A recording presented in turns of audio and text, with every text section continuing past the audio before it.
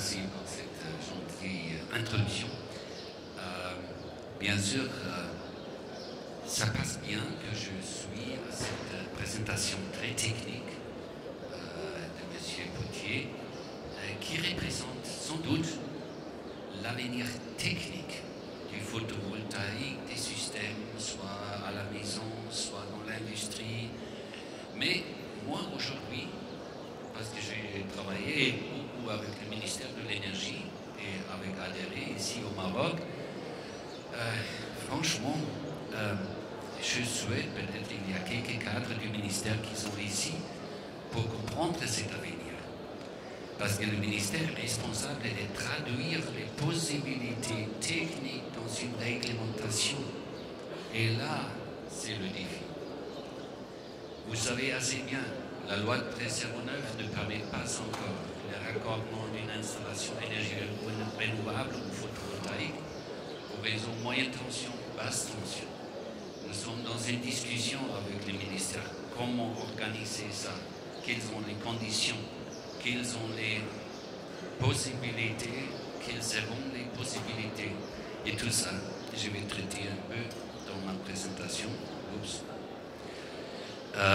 Parce que l'objectif du Maroc, comme décrit dans le plan solaire, c'est le développement d'un tissu industriel, création d'emplois à travers la formation. Et bien sûr, tout ça ne se fait que à travers le développement d'un marché, d'un vrai marché. Quels sont les éléments? Alors, bien sûr, il y a au Maroc, je vais parler sur un petit marché off-grid et le futur, les conditions d'un futur marché on-grid, c'est-à-dire raccordé au réseau. Quelques aspects techniques, économiques et réglementaires qu'il faut considérer. Ce n'est pas encore tout à fait, la matière est réellement complexe. Ce n'est pas encore exhaustif, ça prenait plus de temps même, mais bon, je vais essayer de le faire. Alors, c'est juste un tableau qui a été élaboré par ICE Freiburg et Ernst & Young dans une étude quels sont les éléments nécessaires pour développer une filière industrielle dans les énergies renouvelables, ici avec une certaine priorité pour le photovoltaïque et le CSP. Ça demande une stratégie à long terme qui n'existe pas encore. Il y a une stratégie nationale énergétique, énergie renouvelable à l'horizon 2020. Mais ça ne suffit pas pour les investisseurs industriels de s'implanter au Maroc. C'est trop court. Ça veut dire qu'il faut élargir cette stratégie. Où le Maroc veut aller, l'horizon 2030, 2040. Cette transition énergétique dont on parle partout, mais qui reste encore vague. Bien sûr, on a besoin d'une vision plus claire sur les énergies renouvelables, aussi dans cet horizon. Ça aussi n'existe pas encore à ce terme-là. Plus spécifique, ce qui nous intéresse ici, c'est une stratégie pour le photovoltaïque. Tout à fait pas clair. Plus de contraintes, plus de craintes, plus de résistance que avancement au moment. Et tout ça traduit dans un cadre réglementaire qui n'existe pas encore suffisamment. Vous connaissez assez bien les problèmes avec les projets de Mazel, des grandes envergures pour les entreprises marocaines qui ne sont pas tellement grandes pour maîtriser les grands chantiers jusqu'aujourd'hui. Et cette discussion, bien sûr, va impacter la discussion autour de cette approche à travers les petits projets. On essaie au Maroc d'implanter ou de créer une filière industrielle d'en haut au lieu d'aller d'en bas. Ça veut dire de faire grandir les entreprises marocaines avec le temps sur une stratégie pour apprendre comment maîtriser les chantiers au début un peu petits, plus tard plus grands, etc., etc. c'est clair que les chantiers de Mazen sont réalisés à travers des grandes entreprises internationales. Ok. Ici, bien sûr, tout ce qui est formation, il y a beaucoup d'efforts déjà dans les universités, dans les écoles supérieures. Je pense aussi ici, il y a pas mal d'étudiants de la filière énergétique ou même énergie renouvelable. C'est bien, c'est une bonne préparation. Juste une petite charte graphique sur les opportunités. C'est aussi basé sur une analyse de Ernst & Young et Ise Freiburg. Dans une première période, ce sont des éléments pour les PV. Vous voyez en haut, à droite, ce sont les structures métalliques, tout ça. C'est un métier classique qui existe déjà. Il y a les composantes électriques qu'on peut utiliser aussi dans le contexte d'une installation photovoltaïque. Dans une deuxième phase, bien sûr, qu'il y a des entreprises, des bureaux d'ingénierie qui sont capables de travailler comme EPC contractors, ça veut dire comme société, comme bureau d'ingénierie de planification, émotionnement de la fourniture et de la mise en œuvre d'une centrale. Il y a bien sûr, et ça existe déjà, c'est très bien, juste la fabrication des panneaux solaires. Ça veut dire pas la fabrication des cellules, c'est à gauche en bas. Ça reste un investissement énorme et demande un savoir-faire énorme. Mais il y a déjà, ici à Kazan, Trubel, il y a Clean Energy, et alors aujourd'hui, PV Industry à Einatic, proche à Témarin, il y a déjà 3 petites usines de production des panneaux. C'est juste le processus de lamination des panneaux. Ça veut dire qu'il y a quelques éléments où on avance, mais la question reste, le marché, il est où? Où vont les entreprises vendre les panneaux? Est-ce que le Maroc dispose réellement d'un marché photovoltaïque? En réalité, franchement, non. Ce que vous voyez ici, c'est la courbe d'installation des panneaux solaires à travers les dernières 30 années à peu près, ou 20 années, non 30, avec une petite augmentation par an de 1 à 1,5 MW. Les flèches avec PERC indiquent le début et la fin du programme de l'ONE pour l'électrification rurale. Et c'était à l'époque, c'était le moteur modeste d'introduction du photovoltaïque au Maroc.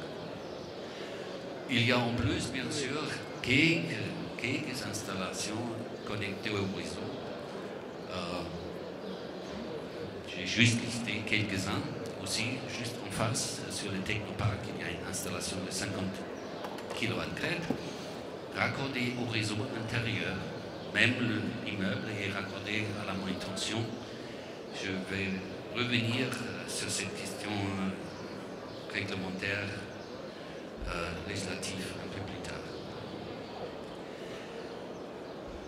Alors, vous avez déjà, je pense, vu hier, il y avait plusieurs chartes graphiques sur les chutes des prix du photovoltaïque à partir de 2009.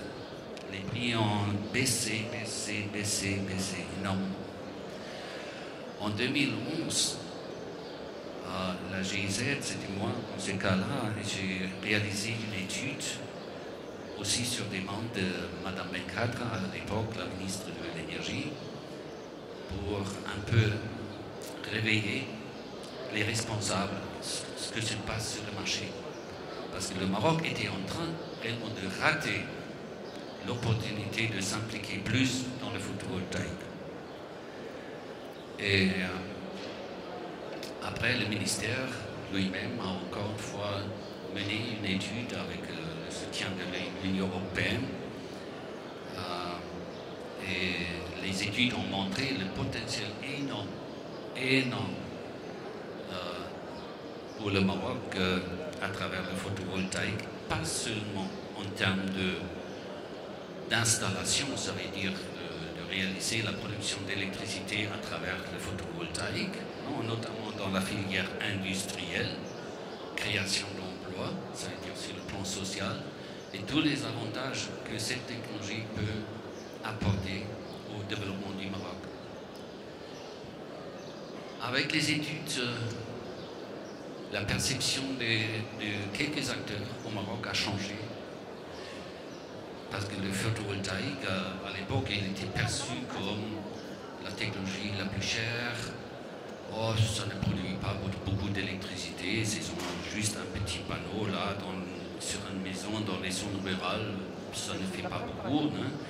Et raccordé au réseau, oh non, oh Dieu, pas de ça, hein. C'est dangereux. Hein. Et là, c'était les premières discussions aussi avec l'ONE, que c'est bien fait ça.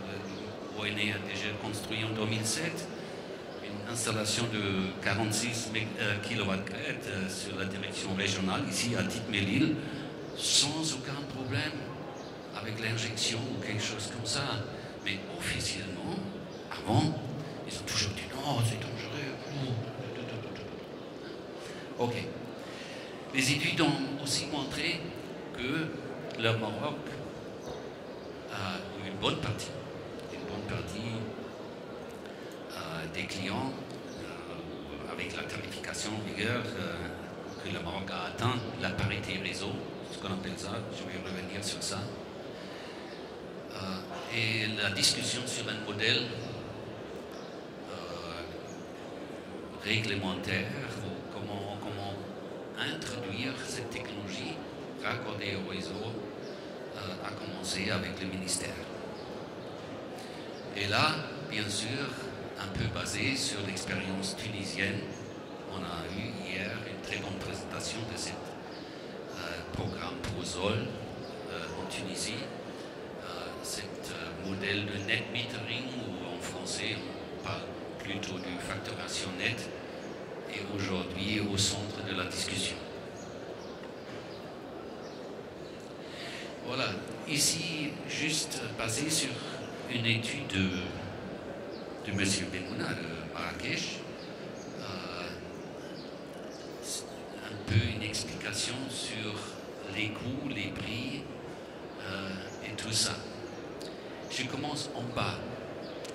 En bas, vous avez deux groupes de colonnes. C'est le prix par kilowattheure pour un système photovoltaïque. Tout en bas, de la taille de 20 MW, ça veut dire une grande centrale. Et la différence entre les traits bars, c'est en bas, c'est au nord, avec une radiation solaire moins qu'au sud, et c'est la barre en haut.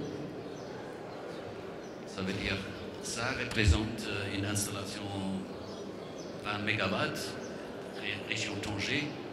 Ça, c'est au centre, laisse-moi dire Midelt ou Meknès. Et ça, c'est au sud, Agadir.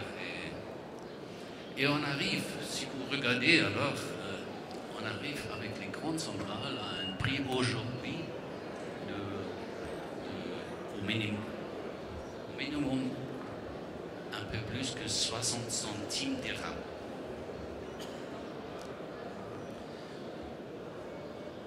Ça varie jusqu'à 85 au nord. La deuxième groupe des prix, c'est pour les petites installations. 1, 2, 3 kW à plus pour les installations photovoltaïques sur une maison résidentielle. Les flèches bleues indiquent comment. Merci. Les flèches bleues là, ils indiquent comment le prix s'est réduit par kilowattheure vers une grande centrale, etc. Bien sûr, c'est clair. Et c'est la situation. Et là-haut, vous avez les niveaux des tarifs de vente de l'électricité en moyenne. La tarification au Maroc, pardonnez-moi, mais c'est proche à la folie. Il y a 46 tarifs différents. C'est impossible d'arriver à une bonne comparaison pour les différents types de clients, l'agriculture, l'industrie, moyenne tension, basse tension. C'est vraiment extrêmement compliqué. Alors, Amin Bennouna, il a essayé de faire un moyen juste pour arriver aux lignes rouges. Parce que les lignes rouges verticales sont les plus importantes. Alors, c'est la moyenne tension en moyenne. Et si vous regardez là-bas, avec une centrale un peu plus grande, on a le prix des ventes est plus haut que le prix de production. Et c'est le point, ce qu'on appelle la parité réseau, ça veut dire si quelqu'un, une entreprise investit dans une centrale photovoltaïque, il va économiser quelque chose. En principe, c'est le même avec la moyenne de la basse tension qui est là. Sauf au nord, ils ont encore un peu des problèmes. Parce que le prix des productions des photovoltaïques dépasse encore le prix des ventes. Mais ça dépend toujours des détails du tarif. Vous avez aussi la gestion déléguée et des régimes, notamment la gestion déléguée a un peu des prix un peu plus élevés que l'ONE, etc., etc. Ça veut dire qu'il faut toujours regarder. Mais en principe, la situation est comme ça.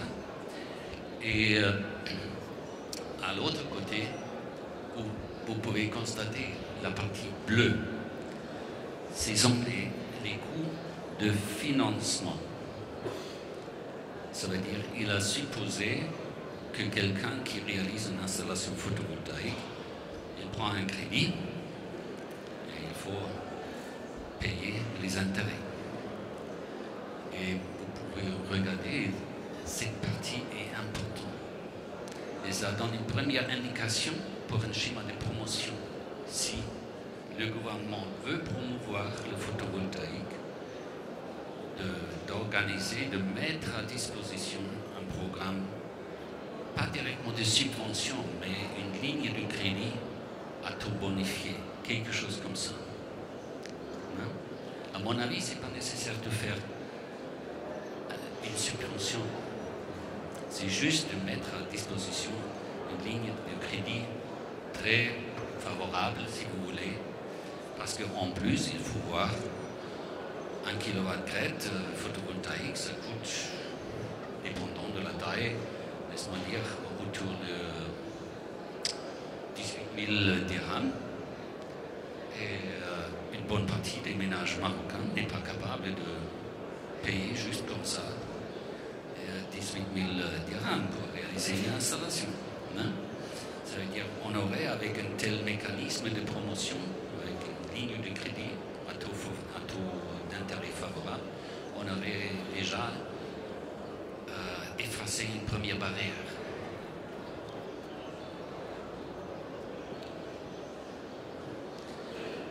Ok. Alors, le financement, ça reste un facteur important et il faut trouver une solution pour ça.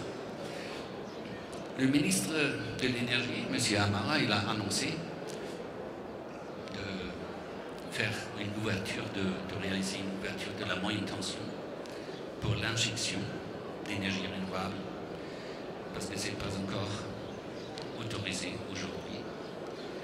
On attend, le ministère a commandé une étude chez Tractabel, mais jusqu'aujourd'hui, on ne sait rien sur les résultats. Ça reste un grand signe d'interrogation. mais j'aimerais bien d'avoir une discussion un peu plus publique avec les parties prenantes, les entreprises et tout ce qui sont concernés dans ce contexte-là. On verra.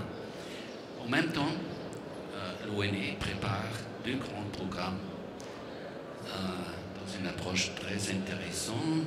C'est ce que le collègue de Ingelec a juste mentionné. Ce sont des centrales de 10 à 25 mégawatts au bout de la ligne pour stabiliser le réseau dans les régions loin du dernier post-transfo, etc., etc., etc. Et ça donnera en total un volume de 270-75 mégawatts pour les prochaines 3 années. En plus, Mazen va réaliser une centrale de 50 mégawatts à Ouarzazate, dans le complexe là, Nord 4. Et Mazen a aussi annoncé de modifier sa stratégie, ça veut dire de quitter l'orientation sur les CSP et de réaliser une meilleure balance entre CSP et photovoltaïque sur les prochains sites à Bigelt et à Tata. Ce qui donnera aussi, jusqu'à 2017-18, début 2018, encore une fois 400 mégawatts de puissance installée sur les réseaux. De plus en plus, les entreprises s'intéressent au photovoltaïque.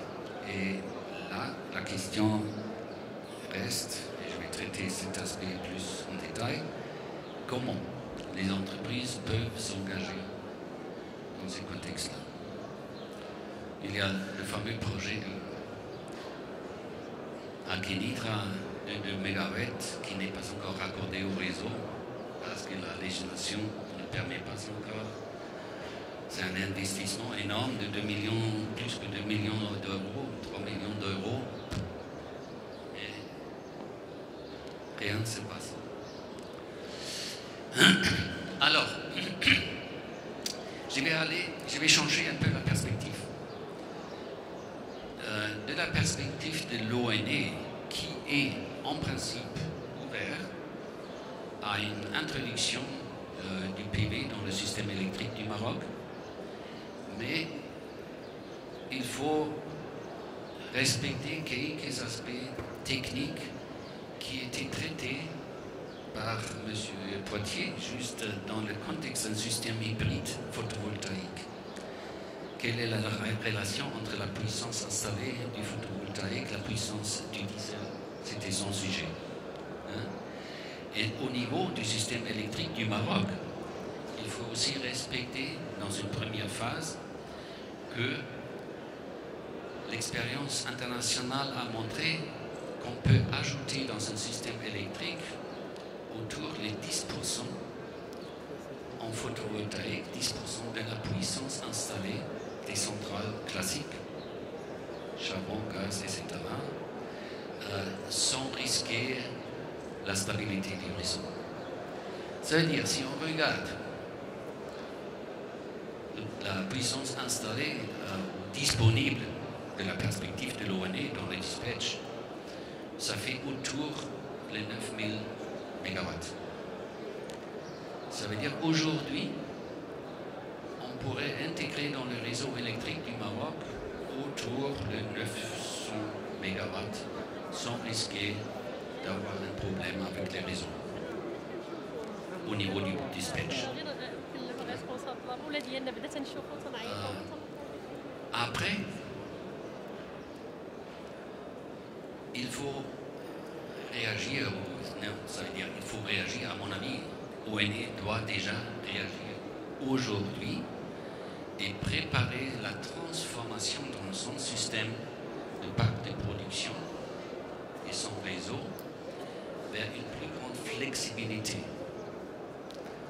Et un grand atout du Maroc et aussi de l'ONE, Vous savez, aujourd'hui, il y a juste 700 mégawatts, non, même pas 400 mégawatts de STEP à Fourrière. Abdelmoumen, c'est sous planification. Ça fait encore une fois 350, quelque chose comme ça. Ça veut dire qu'on aura 750 et ONE doit aller plus dans cette direction de réaliser des centrales qui sont bien réglables. Vous vous souvenez de la remarque de M. Poitier encore une fois sur les diesels, hein? En principe, une centrale au charbon ou au fioul, c'est le même problème. On peut réduire la puissance d'un certain degré. Au charbon, c'est autour de 10 à 15%, pas plus. Hein? Et là, il y a le problème à l'avenir, si on a plus d'énergie renouvelable en principe, avec cette intermittence et le photovoltaïque aussi ça. Alors, il faut respecter une certaine relation entre les puissances installées et la manière de gérer les centrales.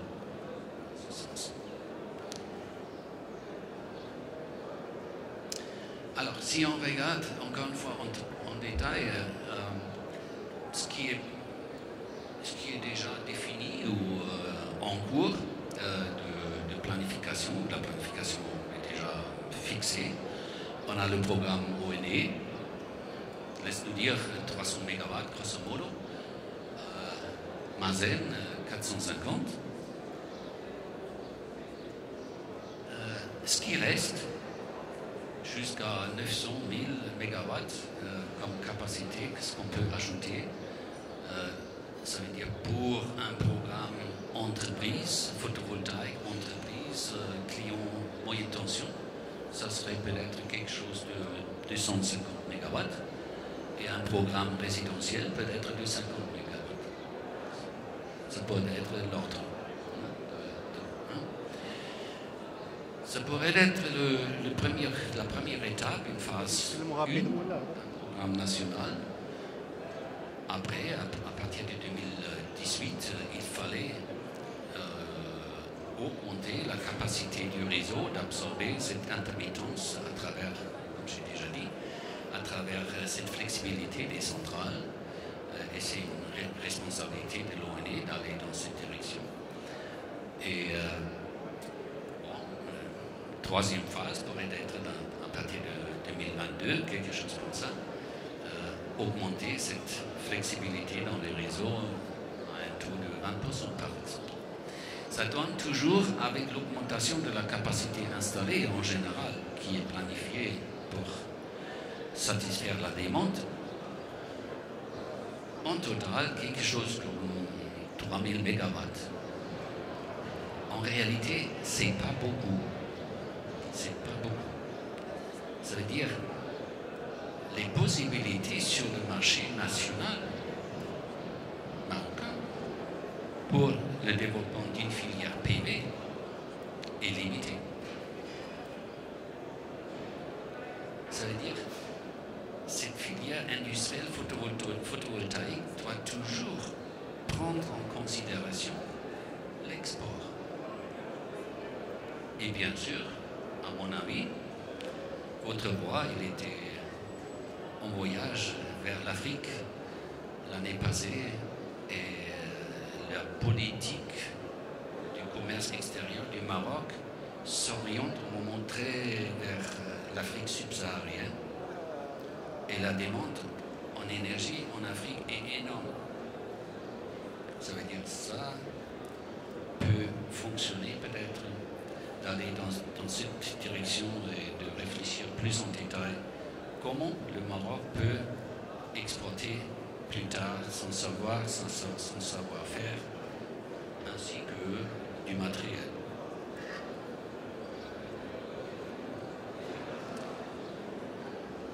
Ici, juste bref, encore une fois, cet aspect qui était déjà discuté lors de l'autre présentation sur le diesel et le réseau.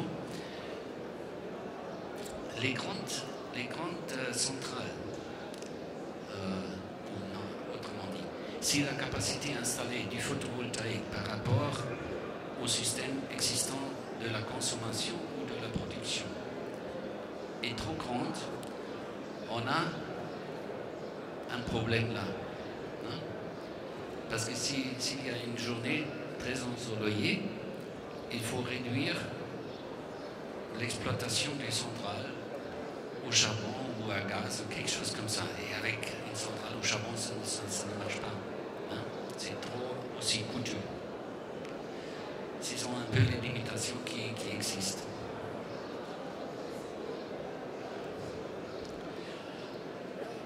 Alors, en plus, moi personnellement, je veux faire toujours un peu le plaidoyer pour un programme qui est bien reparti sur le terrain, parce que ça réduit les problèmes aussi dans les réseaux.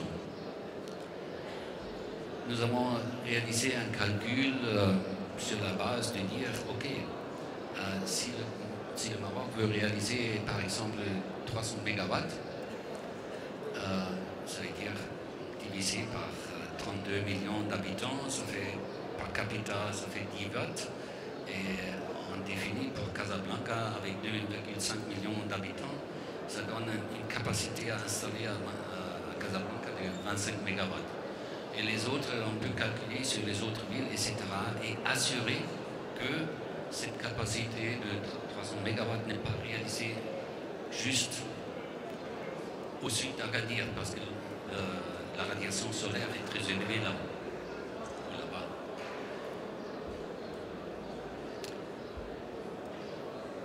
Une dernière petite remarque. Hier déjà, il y avait la discussion comment faire le système net metering. Un compteur bidirectionnel, deux compteurs, quels ont les pros, les cons. Je suis complètement en faveur d'une solution avec deux compteurs par trois raisons. Première raison, on peut mesurer la production de l'installation photovoltaïque. Et bien sûr, le gouvernement a besoin de ces données pour la statistique. Si on imagine un jour le Maroc a 100 000 installations et on ne sait pas combien ils produisent, ça va falsifier la statistique. C'est juste ça. Deuxième élément, avec une telle solution de compteurs, on a un peu le contrôle sur la qualité de l'installation. Le propriétaire peut voir combien l'installation a produit. Et à l'autre côté, pour la pose du deuxième compteur, le gestionnaire du réseau doit arriver et poser le compteur, de regarder est-ce que l'installation est bien faite. C'est aussi un aspect de sécurité pour le réseau. Et troisième élément, il y a une grande discussion, il y a des grandes craintes, notamment chez les régies. Si alors tout le monde va produire sa propre électricité, ça va toucher nos chiffres d'affaires. Et pour éviter ça, on peut même introduire à travers la réglementation une tarification pour la kilowattheure injectée, s'il y a vraiment un surplus. Mais à l'autre côté, il faut aussi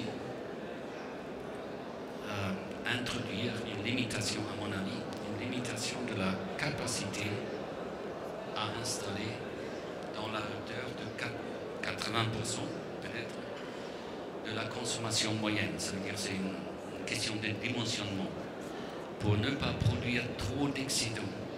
La problématique qui a été montrée, et c'est toujours la discussion avec les régies. Les régies, l'ONE, la gestion des délégués, ne vont jamais rémunérer directement une kilowattheure injectée. Au moment où c'est impensable, parce que ça va toucher leurs revenus. Vous connaissez les difficultés de l'ONE. Mais ils sont d'accord de développer un mécanisme d'échange. Mais la question qui est posée, pour les résidentiels au moins, je suis très en faveur du modèle tunisien qui dit, alors s'il y a un surplus pendant un mois, ça veut dire une consommation négative sur la facture. Cette consommation négative est reportée au prochain mois jusqu'à la fin de l'année. Et s'il y a là encore trop de production par rapport à la consommation, c'est effacé, c'est juste effacé. C'est-à-dire la STEC en Tunisie ne paye pas directement une kilowattheure. Ils ont juste d'accord d'accepter les surplus qui arrivent et que le consommateur peut prendre le soir et la nuit l'électricité dans un échange un par un. C'est un peu compliqué cette chose, mais c'est essentiel pour gagner le support des régies et de la gestion déléguée à la fin.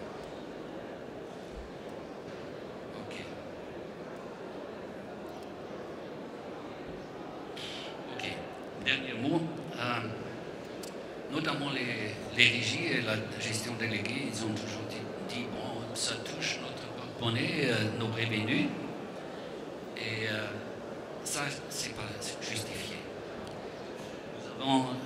Ça fait 2 ans, 3 ans, nous avons travaillé sur un modèle d'1 million de toits solaires, et là, nous avons joué avec une capacité de 2000 MW à travers un programme installation résidentielle. Ça serait une réduction des revenus auprès des distributeurs de 7% en 2020, pas plus, si tout est injecté et consommé, produit.